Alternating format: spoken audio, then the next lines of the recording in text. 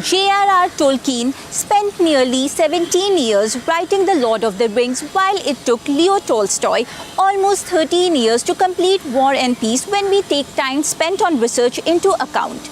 Now imagine if you could give an AI chatbot a command and it would produce a literary work exactly like these authors in less than a minute.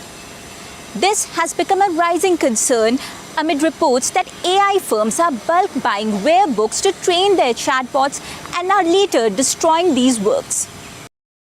Reports citing unsealed documents in a copyright lawsuit against Anthropic say that the AI giant was using destructive scanning, which is a process in which books are destroyed after their contents are scanned.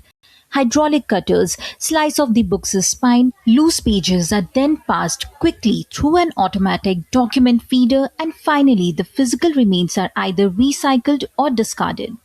The lawsuit says that AI assistant Claude's creator Anthropic destructively scanned millions of physical books under a secret initiative called Project Panama to gather high-quality human-written training data while evading copyright laws.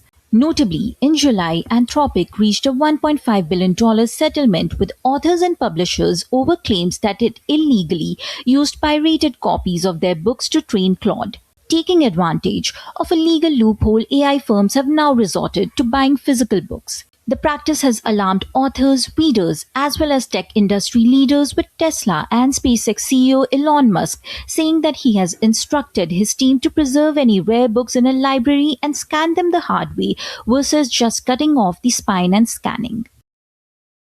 There's no denying the fact that AI has become a reality. But going forward, a pressing challenge is how technology can continue to become mainstay without erasing creativity and literary heritage.